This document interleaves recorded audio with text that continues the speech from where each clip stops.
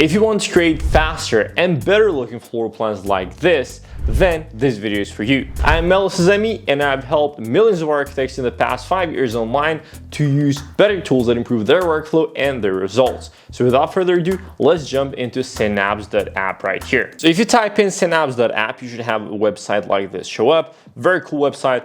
Very pleasing aesthetically, a bunch of cool stuff you can explore through. But what I want you to do first is you have to definitely sign up for absolutely free, because it doesn't even have a trial period. And as soon as you do that, then you can basically open a dashboard with something like this, where you can find your recent models that if you worked on in any, which most likely you don't have, but you can start a new model right here. You can go through the templates here, or go to the community to get inspirations or copy any prompts to use the AI features, which I'm going to show you later on that Synaps has. So I'm going to go here at the dashboard. I'm going to open a new model. And as soon as this opens up, you have a blank frame right here. And I'm going to show you exactly what this does. So basically, this gray area here in the background is the table, and the frame is the canvas or the paper where we are going to draw. On the left side right here, we will have all of the layers of walls, windows, and all the shapes that we'll draw up. And then right here at the asset library, we will be able to drag and drop any blocks of furniture like this, which we can modify. And over here, we can find rectangles and all of the drawing tools, which work very smoothly and are super fast and easy to use. So without going into further detail about all of this, I want to show you all of Synaps capabilities while doing a real project. So right here, I have screenshots. So right here, I've added a reference to a floor plan that I found online. I'm going to show you how we can trace it in Synaps and draw an aesthetically pleasing floor plan in the fastest way, easiest way. And as you can see, it's all on the web online without having to download anything, which means you don't have to spend thousands on a high-end computer. You can open it even in a Pentium 3 from 90s. Now, I'm not sure about that, but it definitely works in even lower end PCs. So right here, what I want you to do first is that we want to click on the floor plan, and we can lock it right here, which means that this will not move. And I definitely would want it right inside our frame right here. So now this means that the floor plan is placed inside the frame that we have done here. Now, first of all, let's go ahead and choose the wall tool right here. We can either click over here or use the W as a shortcut. And once we click on the starting point, you will see that we are able to either align it on the right, align it to the left, or align it right through the middle. In this instance, I will align it to the right. I will make the wall thinner, so this would be 0.2. So I will align it to the right, and I will trace over these exterior walls along as we go over here. So let's go all the way to the end of this wall, and let's basically close the exterior boundary of the walls, something like this. So as you can see, the user experience here is great because the snapping works very well, and it is all mathematically precise. What we can do here, as you can see now that we have the layers with stuff actually added on it, we can also make them thinner at 0.2, and we can also add a fill here, so we can add some sort of light gray, and we can make the stroke even darker and add more hierarchy to it with basically increasing the thickness to 1.5. Now let's continue with interior walls. What we can do with interior walls is I'm going to click W as a shortcut. I'm going to click right here on the starting point. We will align it here to the right once again. Let's do this as an interior wall, and let's do the thickness at 0.1. Let's duplicate this. Now let's click W once again for the wall. Let's go downwards and let's make this 0.1 once again. Let's place it so it sits right on top of everything. And let's also go ahead and trace these other interior walls as well. Now let's select all of these. Let's make this 0.1. Let's move this over here. We can also duplicate walls by basically using Control D. We can get even closer. So basically that these walls join each other correctly. And now what we can do is we can select all of these interior walls, and we will add the same fill by using the eyedropper tool. We can basically copy the same color, and we can also copy the same color of the stroke, just like this. And let's also make it 1.5. And now all of these meet up. Now, as you can see, there are some lines here. We need to maybe align these walls even better for something like this. And as you can see, there are these caps that we have here. In order to fix these, what we'll do is we will select all the walls. We can go here, add the stroke settings, and the line cap, we can just make it a but. And now if we get close, then we don't have those lines anymore. So now we basically have all of the walls placed. Next up, I'm going to go ahead and select all the walls again, and I'm going to make the fill opacity lower doors at 30%. That way, now I can see through the windows exactly where they are located, where the doors are as well, and now we can get started with the opening. So next up, what I will do is I will go here at the wall, and in this drop down menu, we'll have the openings menu show up. Let's start with the door. So basically, if you just hover on top of the wall, it will attach the door on the wall.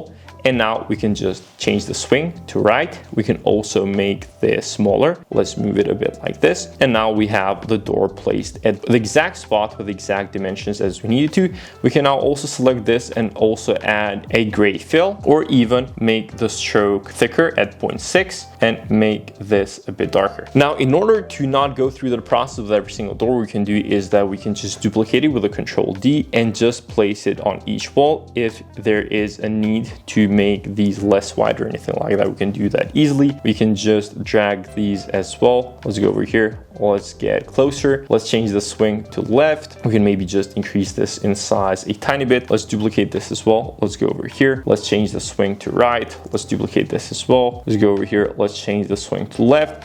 And now we have all of the doors that we need placed exactly how we need them to. So now, next up, let's go and use Shift and the letter O in order to have openings show up again. Now this time instead, the opening type will be window. Now you can see that we have a window show up on the screen. So it would be something like this that we have selected, and we can resize it exactly as we want it to trace the floor plan correctly. Now we can go over here as well. Let's just place this. Let's make the type of the opening to window again. Let's resize it over here. Now let's go on this side too. Shift plus O for the opening type. Let's go window. Now this one is a bit larger, so we'll resize it exactly like we needed to. Now let's duplicate this as well. Let's move this upwards. Let's duplicate this as well. Let's also move this upwards, and then let's just duplicate this as well and place it over here. Let's resize it so these ones are smaller inside the bathroom. Let's put this on the other side as well. Now this bedroom seems to have windows from both sides, which is great.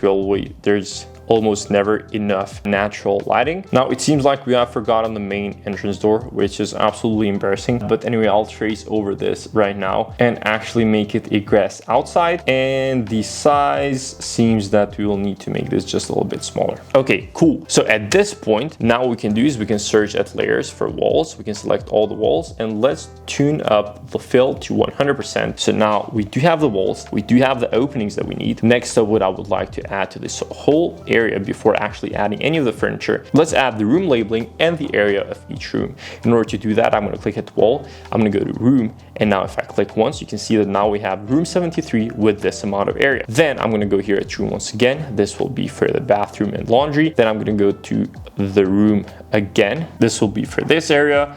Let's apply this to the rest of the rooms that we have here. By the way, I'm working here with meters. If you want to switch units, you can go here at units. You can switch to millimeters, centimeters, inches. Feet is being added very soon as well, by the way. So now, once we have these added as well, let's go over here at our asset library and let's drag and drop all of the assets that we would need. So first of all, we can drag and drop this bed over here. We can rotate it by 90 degrees by clicking there, and we can increase it in size so that it matches the actual scale. If we want to, we can also remove the bench that is added here. Then we can also choose this toilet, which can be added to all of the bathrooms. Once again, I'm going to use Control D to duplicate it, and we can use the same one for the other bathrooms over here. So now let's rotate it over in this wall. Let's drag and drop this basin. Let's rotate it as well. So this is perfectly placed there.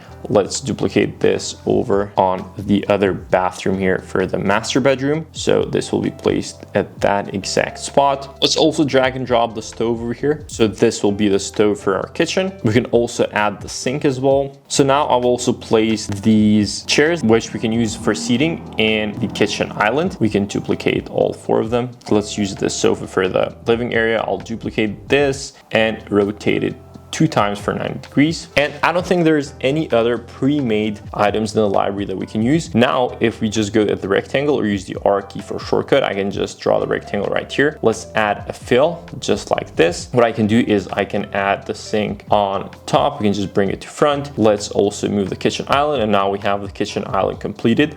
Then let's add another rectangle for the kitchen area over here. Let's add a fill. Let's put the stove on top. And then what we can basically do is we can just differentiate this area as the fridge. We can add a text here just by clicking the letter F.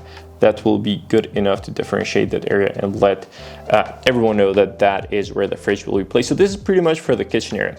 Now over here, we can just use the R key once again for the actual coffee table. We can do something very simple like this for the TV. We can add the same fill. We can use the polyline to maybe make it a bit more distinct. Then over here, it seems to be some sort of ottoman. We can actually use the circle with the drop down menu or use the O key for the shortcut. We can click once for the center point and another time for the radius. Let's actually add a fill right there. Let's also add the closet right here. I'll basically click once for the rectangle to start and another time to add it. Then we can easily just add the text, closet, and we can rotate it. And now we'll have this labeled and tagged. Over here for this single bed, we will just draw a single rectangle like this. If we want to be even more precise, we can easily trace this part as well, all the way down to there. We'll close this off and add another triangle piece over here, and then just trace over the actual pillow too. So something like this. And now we have the single bed. Let's group this. Let's go inside. Let's select all of the polylines and add this gray fill. Now let's add another rectangle. Let's add a gray fill for the washing machine. This will be the countertop for the basin. Let's actually bring this to front and then put this right in place. And slowly but surely, all of the assets that we need here are coming along. Let's also add a quick rectangle here and another one which is kind of offsetted. Let's make the distances between them a bit more precise if possible. And then I'll just add the fill for this one. And basically what's left is that we can just take this small shower, which I'm not a fan of, but whoever designed this, I think needs to go to jail. But anyway, I'll basically just drag this over here and then let's draw these two closets. So in terms of assets, in terms of furniture, this is about it in terms of what we need to do. Now, if we go inside the rooms, let's make the labeling correct. So this would be bedroom 2. We can just go and double click inside the layers here, and now we have it renamed. Then we can go over here, we can type in bathroom and laundry. Now we have it tagged as well. One quick tip to have your floor plans a bit more neat is to try to get the actual labels as much as possible aligned. That way it is easier to find, to read, and guides the eye a lot more easily. Then over here we can just type in kitchen and living. Let's rename the bedroom 1 as well. This would be the closet and this would be the bathroom. Now for the kitchen and living, we're going to add a hatch. This hatch will be a herringbone parquet. We will make the opacity at 30%. We'll make it smaller at around 9x. I think the weight could go down at 0.3 as well. That way it is softer. We can basically do the same thing for the bedroom over here. So we'll go to hatch. Let's add the herringbone. Let's make the opacity 30. Let's make the weight 0.3 and the scale 9. So these are all consistent and actually look congruent with one another. And we can do the same thing over here. Let's go to hatch. Let's go to herringbone parquet. Let's make the opacity at 30. Let's make the scale at 9 and the weight at 0.3. Same thing for the closet here. Now the bathroom, we can add another type of hatch, which kind of matches more and has a more tile-like look. So the opacity, we'll leave it at 30. Let's make the scale at 8. Let's make the weight 0.3. And let's go over here as well. Let's go to hatch. Let's go over here at offset siding. Let's make it 30%. Let's go to scale at 8. Let's make it 0.3. And now we have the tiles for the bedroom as well. One thing that I like to do here as well is go to the pole line and actually add a background to all of this. So I will go ahead and draw an outline, something like this, and close it off. Now I'll just add a solid white fill. Now I'll just add a bit of a light gray fill, and I'll just send this all the way to back. And if I delete the search here, I'll just want this in front of the reference floor plan that we have, to something like this. Okay, now one more thing that I'd actually want is that all of the shapes, I'm going to select them, all of the shapes. And as you can see, there's one thing that hurts my eye here, if you can notice, is that the outline of the coffee table is thicker than the outline of this furniture. Now, I'm not OCD, I promise, but this just makes easier hierarchy and reading of the floor plan. Even if it's just something minor, it helps a lot. So I'm going to select the rectangle and each and every single shape that we have here. And I'm going to make these 0.4 in terms of thickness. and now my heart can rest. Anyway, I'll go inside the group of this as well, make these 0.4, and now these look a bit more congruent and easier to read for the eye. Now I'll also go and use Shift R to activate the room once again, and I will draw a room here on this exterior terrace. Let's close this off. Let's go to hatch. I can add this hatch here. We'll make this 30% as well. We'll rotate it for 135 degrees, and let's make the scale 3x. Now let's draw a rectangle for the columns. So this will be 1.5, and let's actually copy the same stroke as the walls here. We definitely want these to have the same weight, and now we can just duplicate these over here. Let's also add the marking that this is an actual column. We will make these dashed pretty easily by just selecting both of them. Let's go here, let's go to dashed, and we'll make something like 3,3, which the first one shows the length of the line, and the second number actually shows the distance between the lines.